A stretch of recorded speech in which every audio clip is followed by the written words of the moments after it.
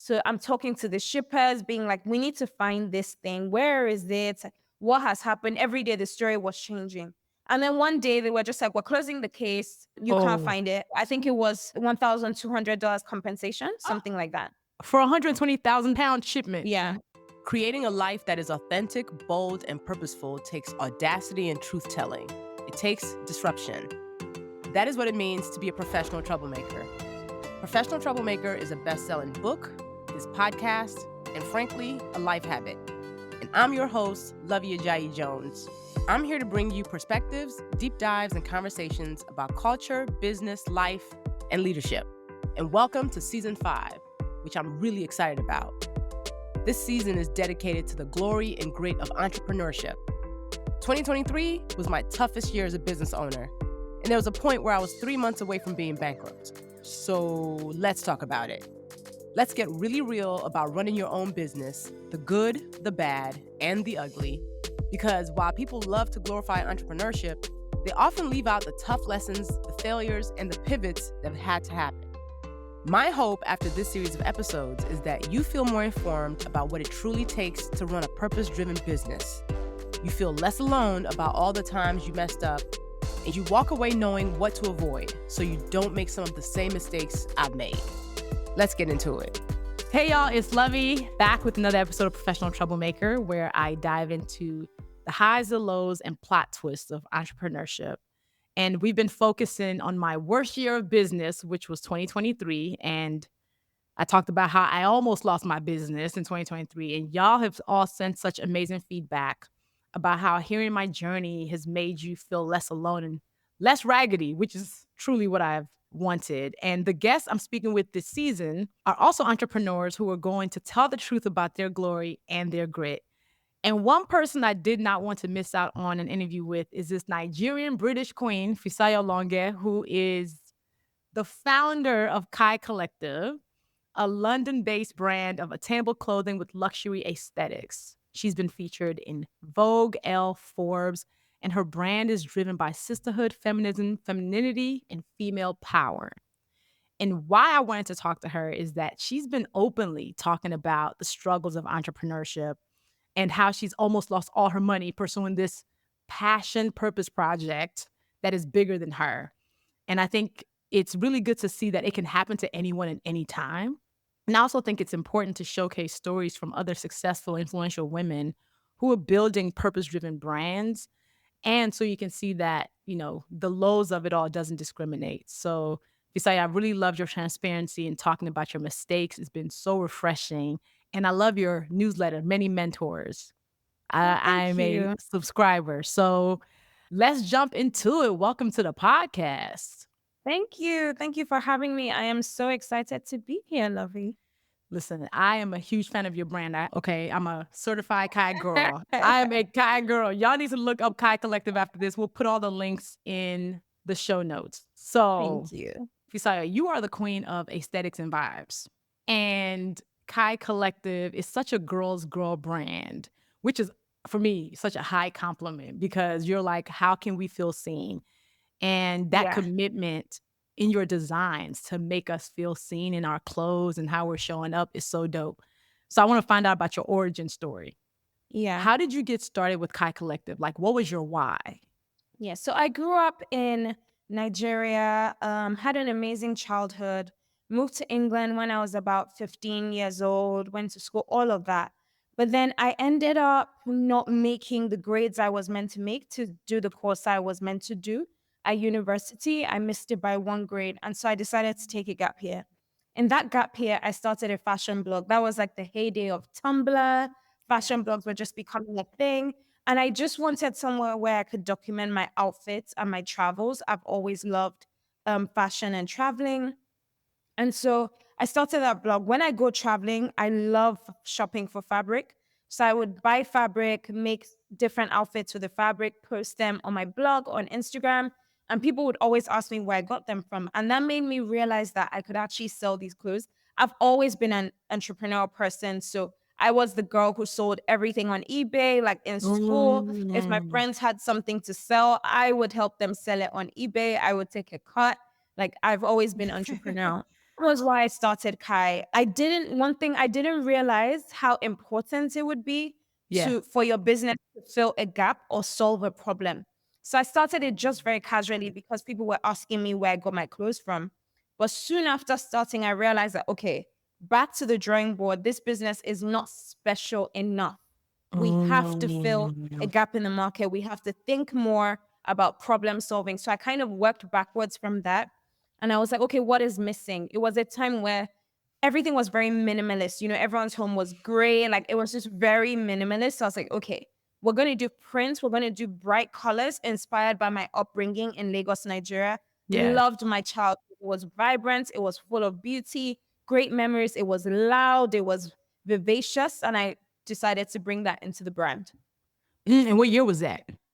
That I started Kai in 2016. I finally came to this realization in it was brewing from 2017, but like 2018 was when I was like, okay, I need to make, a change and really have a brand that stands for something. It's always been women centered. So women are my life. I am a heterosexual woman, but women are like all my life, I've just gravitated more towards women. I Mhm. identify so much with our experience, our struggles. My mom said when I was 5 years old, I asked her, Mom, why do men not like women? Like, I've just always had this, I don't remember it. I've just always had this, maybe it was growing up in Nigeria and seeing all the misogyny. I've just always Yeah. had this huge passion for women. So anything I do is always centered around women. I love that when you went back to the drawing board and said, what is the problem that my business solves? And Yeah. what were your old collections like before you asked yourself that question? Yeah. They were like my first collection was okay. I did have one print in it, but that print is not a print that I would carry now. It was my first collection was stuff that I wanted in my closet, but it wasn't necessarily stuff that anyone else wanted. And it lacked print, it lacked Kai, like it lacked Yeah. fire. Yeah. Yeah. Yeah. So you're in commerce, fashion to be specific, and that can be a really volatile industry because with the trends, with the seasons, things like supply chain, a lot of things can go wrong. Do you remember your first major mistake with Kai Collective? Yeah, my first mistake wasn't even mine. And that was what was so frustrating about it. So I had spent like the entire summer in Turkey just sitting in the like sitting in the factory, just watching them make the stuff to make sure that there were no mistakes. And there was one final piece that they hadn't yet made, but the sample was perfect. So I was like, I had to go back to London because I was just paying for a hotel for so many weeks. And then I was like, okay, the sample is perfect. So just, replicate it, like make the same thing. And then the stock arrived in London and the entire style was wrong. Like it was just different from the sample. And I could not afford for that mistake to happen because I had no money. I put everything into Kai. I really had no money. But I also could not sell it. So that was my first major disappointment. Yeah, and then when I launched Kai, I thought at the time I had like 40,000 followers. I Yeah. thought because I had followers, like I thought I was gonna be rich immediately. I was looking at the like big house I was gonna buy the day after launch. Like I really thought that it was just going to be like an immediate success. That didn't happen. So I already had the disappointment from that. And then I had a whole style that I couldn't sell. So like from the day I launched, the brand was already so difficult. Like it's just been so much struggle. So wait, what did you do with all the product that you couldn't sell? Yeah, couldn't sell it at all. Had to give it to charity. Couldn't sell it. Yeah. No one would buy it. It was an odd shape. It looked like a sack. There was nothing we could do. Yeah. Oh my god! And how much did you lose in that process? That was probably about $4,000, which doesn't sound like a lot, like maybe, but to But me back at that time, yes. it was my life. Oh my gosh. So then what happened next? How were you able to pivot after losing 4,000, which is all you had? Yeah, the rest of the collection still launched. And Okay. we just kept going. Didn't have a lot of money. Like everything I had, so everything I was earning from like being an influencer, I was putting straight into Kai. Everything was a struggle. Like every bill was a struggle to pay, but I just kept on putting everything into it.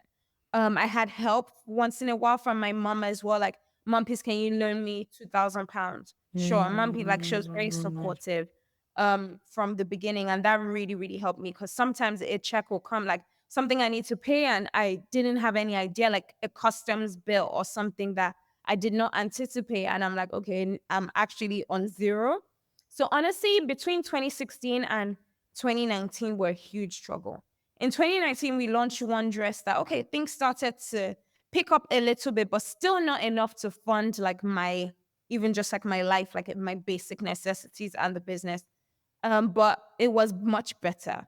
And then in 2020, we dropped our Gaia dress, Gaia. and like nothing was the same. Yeah. So 2020 was when things started to make sense. So 2020 was the year of the global pandemic. And what was interesting is, as the world shut down, as everybody was panicking, for a lot of people, it was great for business. We didn't realize that it would be great. So I hugely panicked. I'm like, finally, my business has started to grow. And then this happens. Like, how could this happen to me? So as soon as like we started seeing like, okay, hearing about lockdown, I moved all our stock into a room, into my second room. And so I knew that I would send orders from home during lockdown, which is what I did. I felt, I don't know if you remember how weird we all felt at that time. Like, oh, Yeah. the world, like you can't be selling things. People are Yes. dying. Everything was so fear driven. Mhm. So I was like, I can't launch something at this time. But then every day people will be asking for it. People will be asking for it. People will be asking for it. So I'm like, you know what? I can't wait, because now we don't know when this is ending. At first, Correct. people said 3 weeks and 3 months. So I was like, I'm just going to drop it. And it did so well. In fact, like, that was such a boom for e-commerce. And so many businesses have seen like a significant dip in revenue since then. We didn't realize that it was kind of an artificial boom. Yep. Yep. For everybody. A Yeah. lot of businesses went up. Yeah.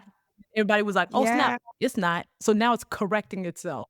I have the Gaia turn. I want you to actually describe Gaia for the people who are listening to this, because you created what became a trademark of yours. And I think every business starts to really find its like footing when it can create a trademark, and you got one. How did Gaia come to be? Yeah, so I created it with this Nigerian lady. She's a print designer. Her name is Adebosola. Just together, I sat down and I was like, okay, this is what I want. I want something really colorful, chaotic. I did a mood board, just gave her all of these different prompts. And I just really wanted something that reflected my heritage. I wanted chaos. Yes, I wanted chaos, trouble. Wahala. Wahala. Yeah, and that was how it came about. And the first time I saw it, I thought this is interesting, but I didn't immediately know that, okay, this is going to be something. But I knew that I wanted to sample, like, because it was like a tattoo, like it looked like a tattoo. So I wanted to like sample something that was like very fitted on the body, that would look like you were tattooed all over.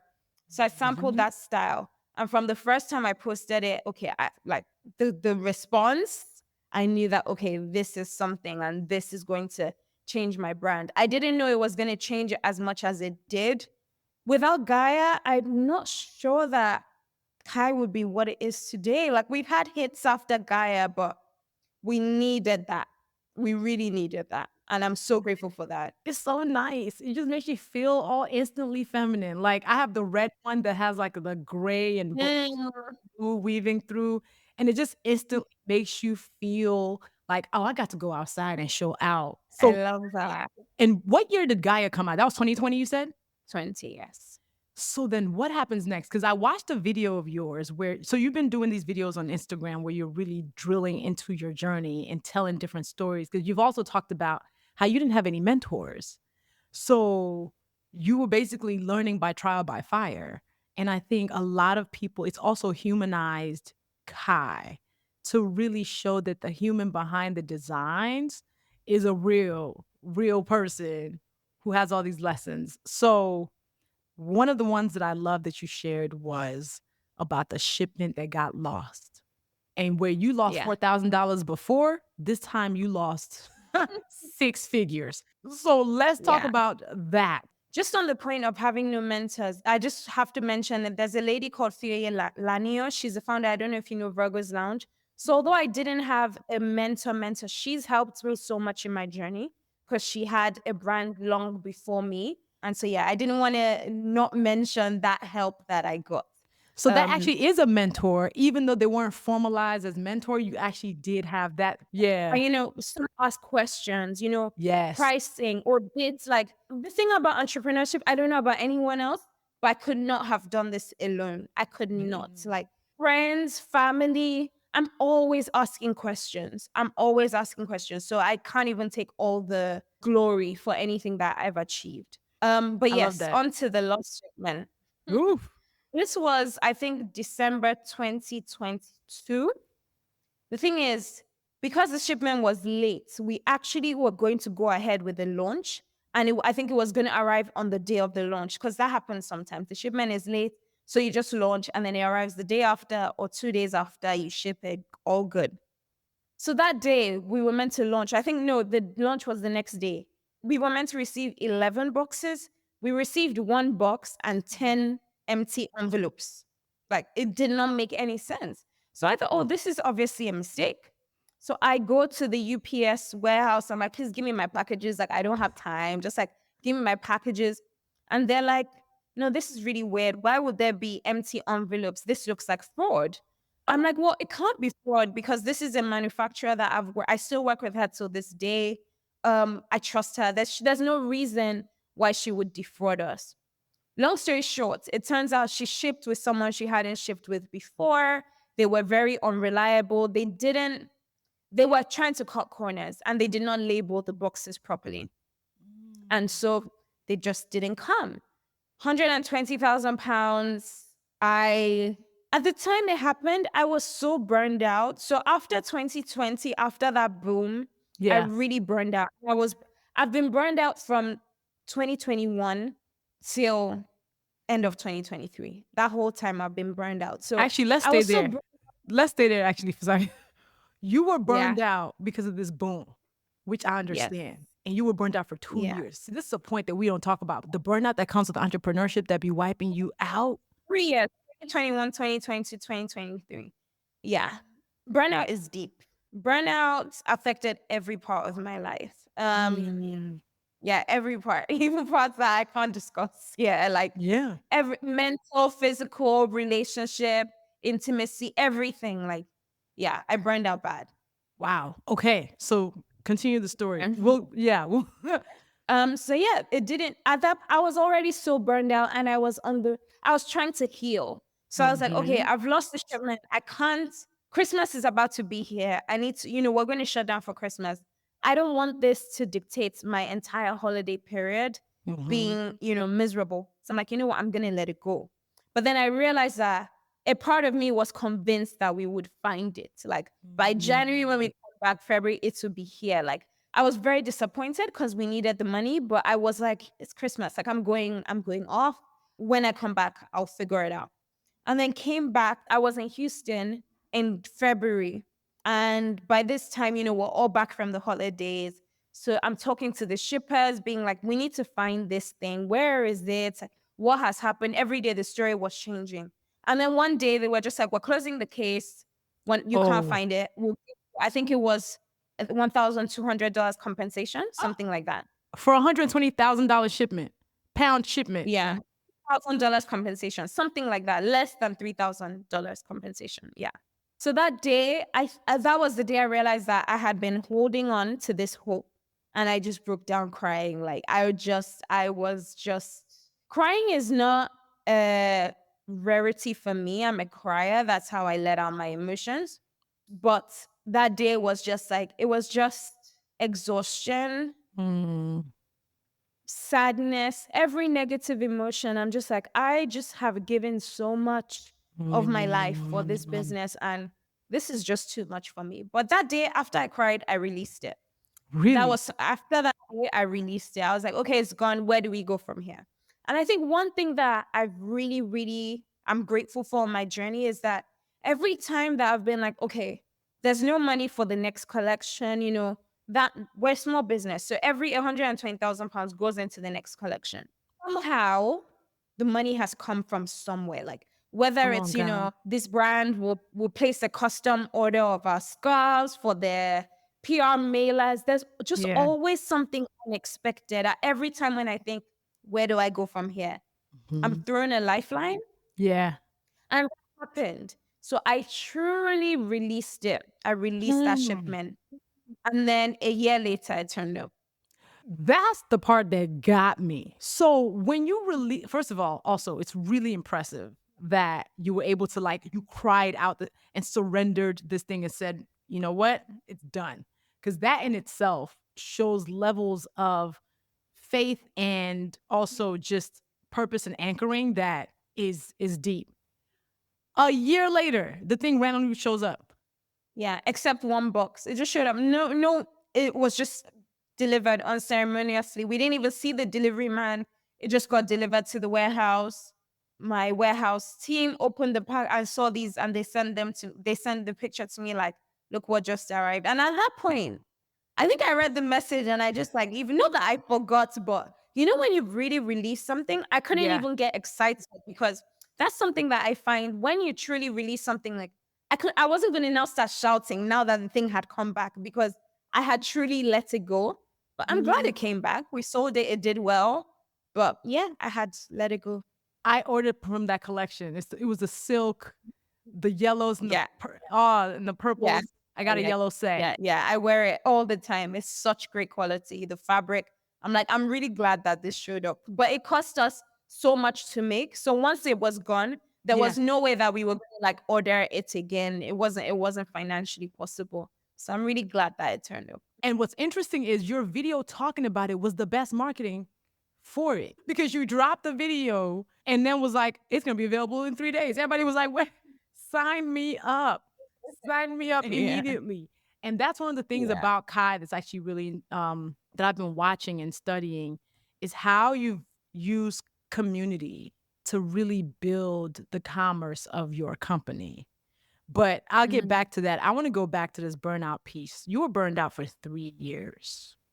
Felt, okay? I feel like I am in burnout recovery myself and same. I think I was burnt out for probably the same amount of time and the same effects that you're alluding to absolutely felt. Mm. When did you hit the wall? And then what have you been doing to recover and heal? Mm. So I think the thing with burnout is that I don't even remember a time when I like hit the wall because I'm such a go person. Like I'm always gonna go, and I Yeah. to be honest, I always still went, even through recovery, because I've never really had the chance not to. I changed Mhm. certain things, but I've never been able to be like. I mean, there was a time when I closed the business. I think for 9 weeks, well, to the public, like we were not shipping goods because too many things were going wrong. And I was just like, you know what? I can't deal with the external thing going wrongs to like Yeah. pissing off customers. I Yeah. can't do it. I can't do it. The Yeah. customers are all we have. So let's just sort ourselves out first and shut down the website. But yeah, I was never really able to stop. Just gradually I just started I just wasn't on myself anymore. I never had any energy. And then I would think that, oh, I'm feeling better. I'd go on a holiday and I'm like, oh, I'm feeling better. And then I would get to the office or get around people and be so sad and so tired. Like this tiredness, this exhaustion that no nap could solve. And the Mhm. thing I see with burnout is like, everyone is like, oh, you need a break, go on holiday. Forget about holiday. Holidays are nice. Go on holidays, sure. But that is not going to heal your burnout even one bit. Like to Mhm. heal burnout, I had to change things, change processes, automate things, hire people. So after that, I was like, okay, I need to hire a designer. All the things that were stressing me out the most, I Yeah. had to figure them out. Then I had to figure out in therapy, separating my identity from the identity of the business. Yes. The fact that I had wrapped my identity so strongly in this business. And it's always difficult as an entrepreneur to separate completely, but I Yeah. have made progress. Now, like, if something goes wrong, whereas before I might be in bed for a whole day, like I might just be a zombie. Now maybe it'll be 1 hour, I'll just be a little bit down. But Yeah. at the end of the day, I realized that it's not me. when my therapist told me, take a piece of paper and write who you are.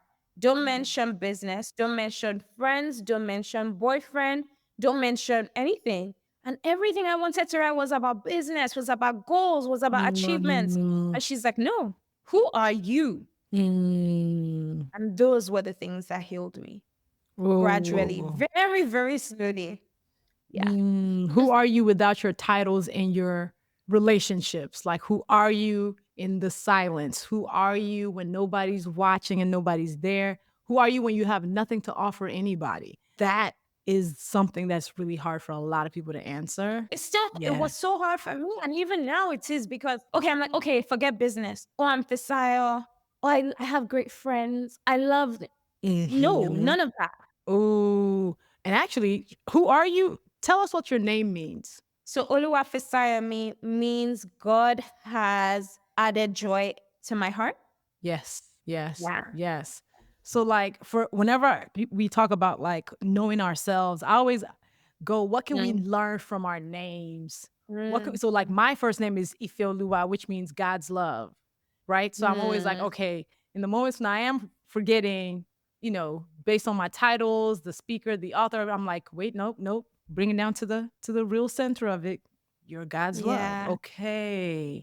And Yeah. that burnout Yeah. piece is something that has been coming up a lot for people. And I think it's become wordy. So it's kind of lost like what it actually means, which is it knocks us on our Yeah. ass sometimes. You Yeah. know, It's tough. it's hard because a lot of people are anxious now, they're depressed. Meanwhile, it's really burnout that you're dealing with Yeah.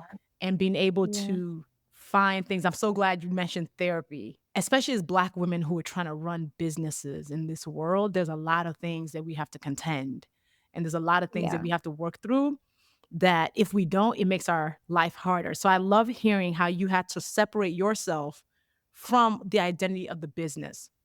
And then Yeah. similarly, I see how closely aligned you are because how you telling your story is a form of marketing for you. Mhm. How do you approach marketing? It changes.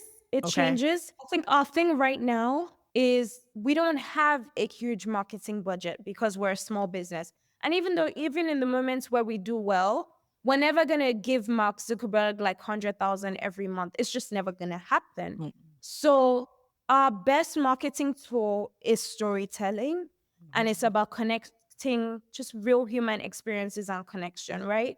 And people love the journey. People love to see that you're a person just like them.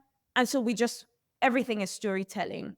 And even though like I'm in a lot of the marketing in terms of like a lot of the imagery and stuff, I've slowly started to take a back seat on I that. noticed, But yeah. when it comes to like launches and things like that, I always make sure that people are hearing from me because they want to know why we made what we made. Actually, before you called me, I was just filming our talk through of our next drop.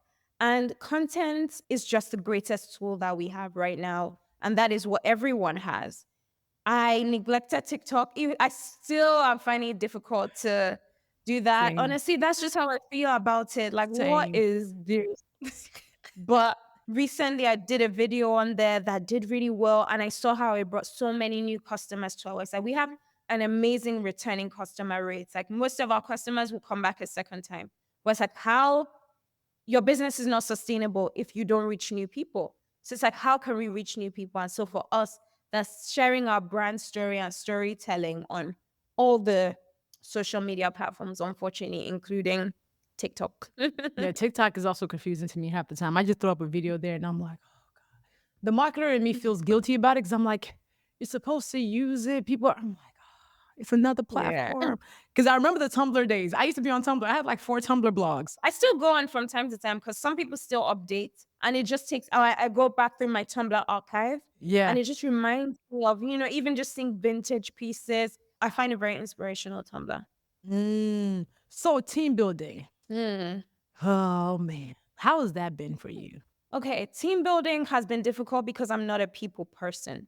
I'm an Mm. introvert, and I am not the nicest person. I'm kind, but I'm not nice. Same. So Same.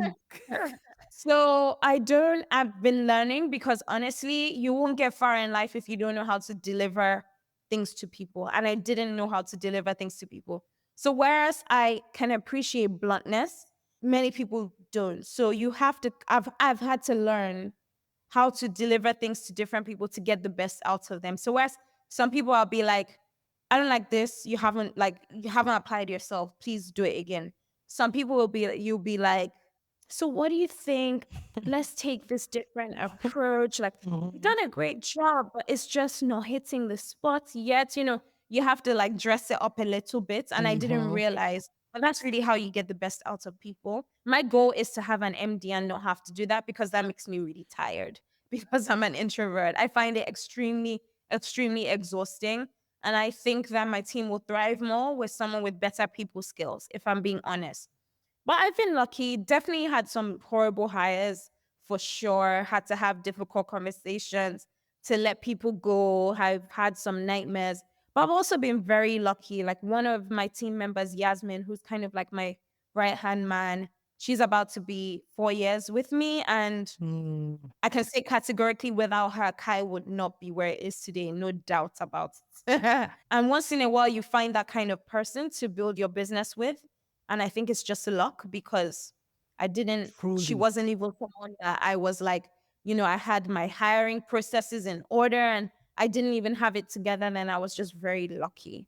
And so, yeah, so she's been very, very helpful in this journey. Let me tell you something right now. I love your honesty, because the whole not being a people person thing, I'm also an introvert with an extrovert's job. Like, people always Yeah. surprised whenever I say I'm an introvert. I'm like, no, my job is just very extroverted. So how many people are on the Kai team? Right now we have 6 full times. It's still quite small. Still quite small, but mighty team. And what have you found, besides giving feedback, what have you found hardest about team building?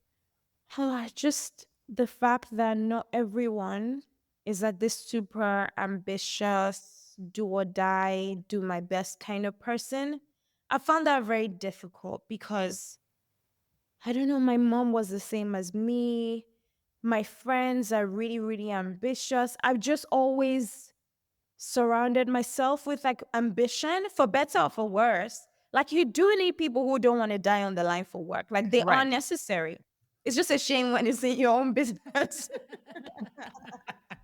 But you do need people who have a healthy work-life balance, who don't want to work till 10 p.m. You need it in this life.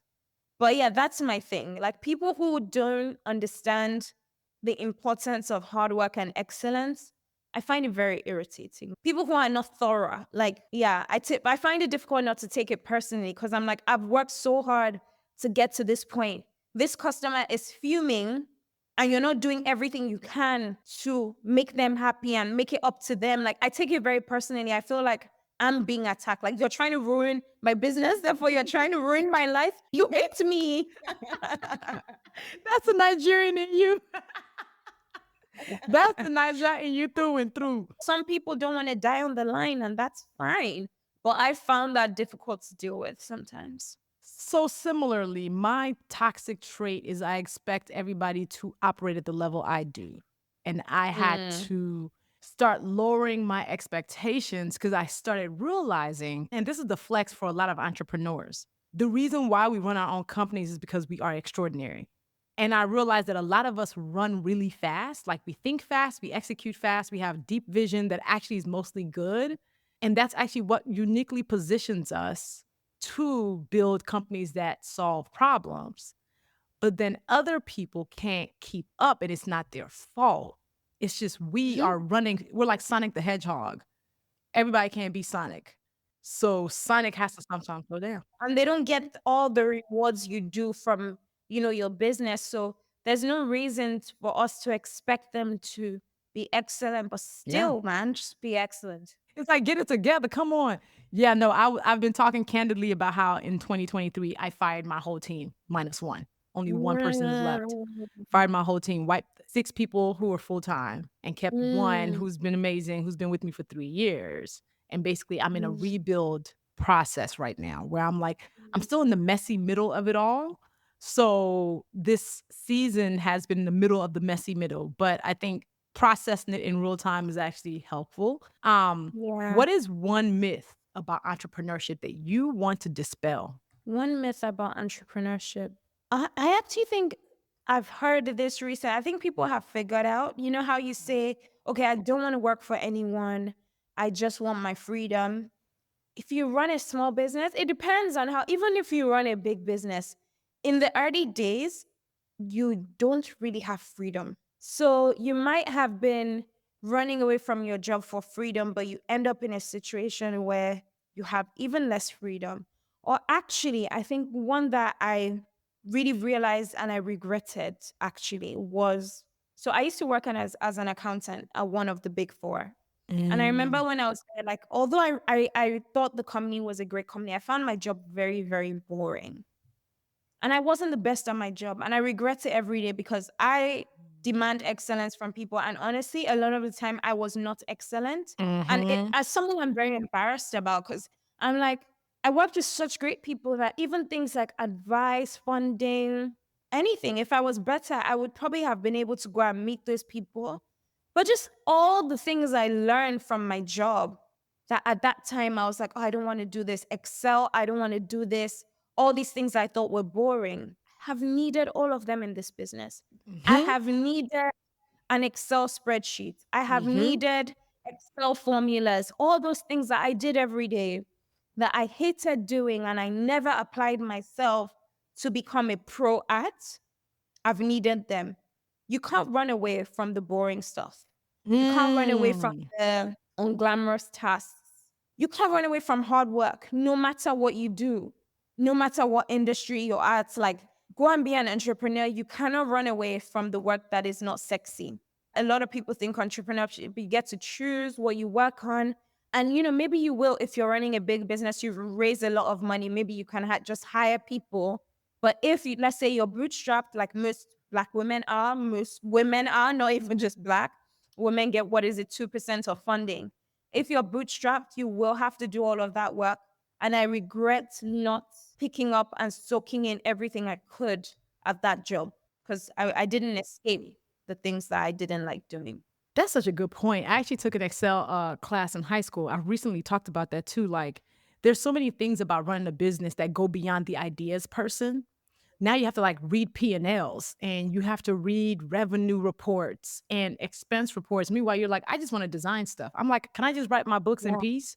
I'm like, I just want to Yeah. write my books. Meanwhile, now I got to like look at finance reports, Yeah. but all of that is critical. All of that is critical stuff. And I think we can't leave it behind.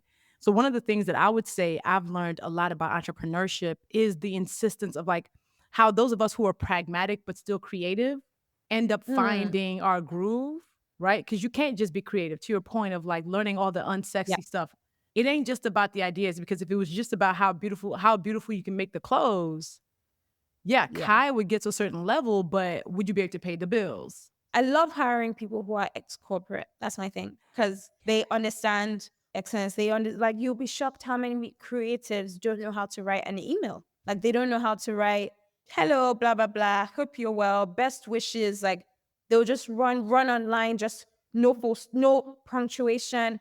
And I find it shocking. But those were the things I took for granted when I worked in corporate. I have a question for you. I'm gonna go back and listen to this Yeah, season. But yeah. just quickly, I'm curious about why 2023 was so difficult for you. And if you also faced that boom during the pandemic and then had to deal with like the decline, because we've Yeah. experienced it as well. Yeah. So during the pandemic, I absolutely had a boom as a speaker. I remember one day I had 2 speaking engagements from my house. I was wearing pajama pants and a blazer. Like, speaking really went up, especially for those of us who are known as thought leaders. And then because I didn't have a Mm. lot of expenses, I didn't have to travel, I didn't have hotel.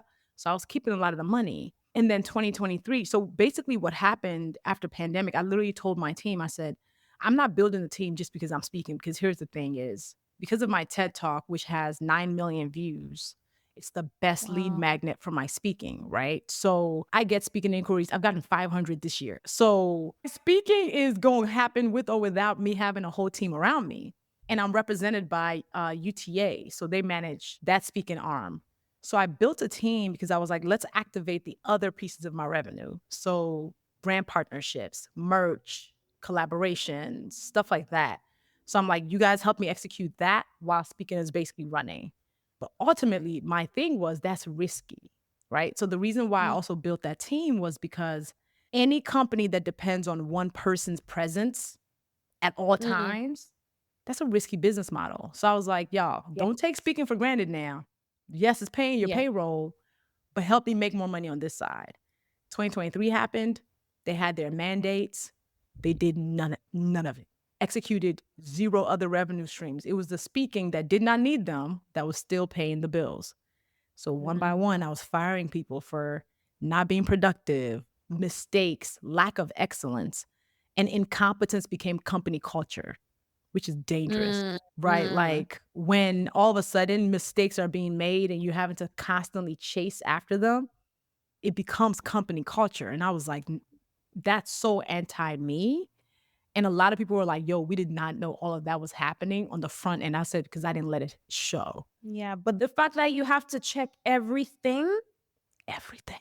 And then I started to So, wonder, like, because I'm very introspective, maybe it's something I've done.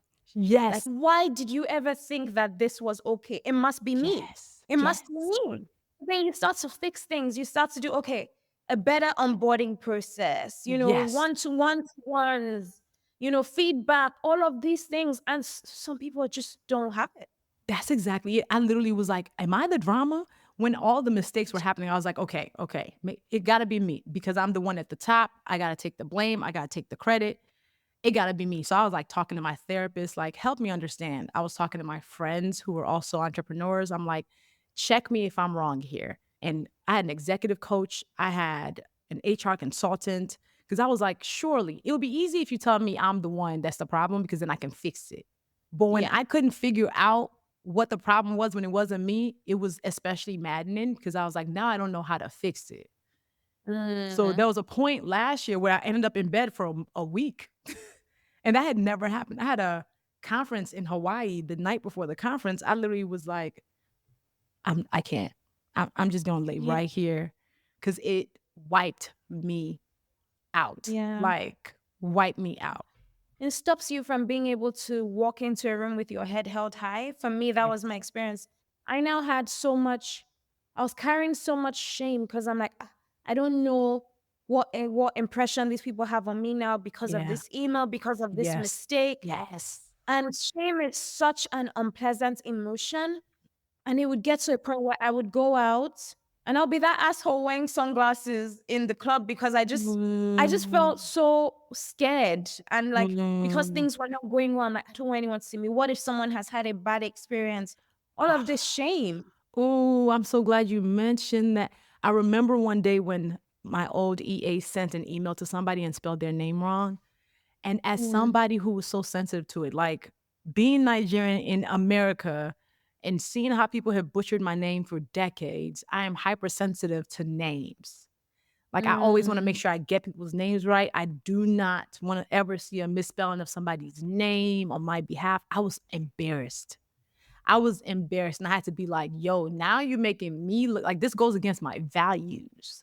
And at that point mm, is when I started firing people quicker, where I was like, don't give the grace for that because they already know this is mm, something that is like a heart value of yours. So I absolutely understand that shame when people do things that don't represent you. And because our yeah. names are so prominent on the door, we have to take the blame, even for the moments when it's not our fault. That's also why I'm getting Dr. Joy, because I think a lot of what entrepreneurship will teach us is all our wounds and our triggers and our scars. Yeah, that's one good thing about it. There are many things that can really make you introspective and make you look at yourself. No matter how much healing you've done, like certain relationships will point out things that you still, there's only so much you can figure out alone. But one of those things is entrepreneurships that will point out to you what you need to work more on, your triggers. I'm grateful for how much it's taught me about myself, how much it's taught me about other people, how much it's taught me Mhm. about how to speak to people, how to get the best out of people. Sometimes I hate it because it's so hard. Yeah. But honestly, I really, really love it. I really do. It's been life defining. Life defining. I love that. And right now you just launched this dress. This and I was watching you So one thing that Fisayo does, she'll post a picture on Instagram stories, not give us no context, and meanwhile everybody's looking in the background like, is that going to be in the next collection?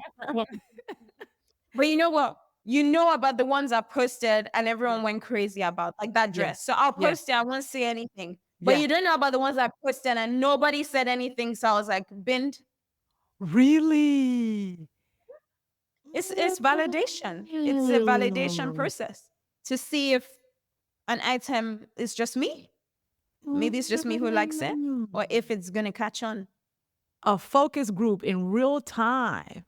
And the white one caught on. By the way, I don't know if anybody else said it. I said it in the comments. Your first sample of the white dress, the one that was the pink top with the black middle, I literally was like, can you just make that a top? Because that as a top by itself was also fire. I don't know if anybody else said it, but if you decide to do that, I will be a fan. Put the red up top. I'm a fan of the top. I'm just saying. I'm just gonna put it out there. That's my vote. And the one you're wearing right now, are you is that part of a new collection? Yeah, on Friday. On Friday. This one? This Friday, yeah. Oh, I Thank you. love by the time this episode comes out, what she's wearing, it probably will be sold out, but you should probably check it out. It's like jewel tone green and blue. It's bomb. That's my vibe. That's my vibe. So what is your wish for Kai Collective? Like, what's your wish for your company? Ooh, my wish for Kai Collective is that on a personal level, first, I'll start with personal, that it becomes less of a source of stress for me and more of a source of joy. It makes me joyful, but my joy is mostly seeing how it makes women feel when they wear it, which is amazing. To be honest, that's for me when I reflect back on my life, I do think that will be one of my greatest achievements. The women who wore it on their birthdays, on all these special days and have all these special memories attached to it. But personally, my wish is that it gives me more peace of mind than stress.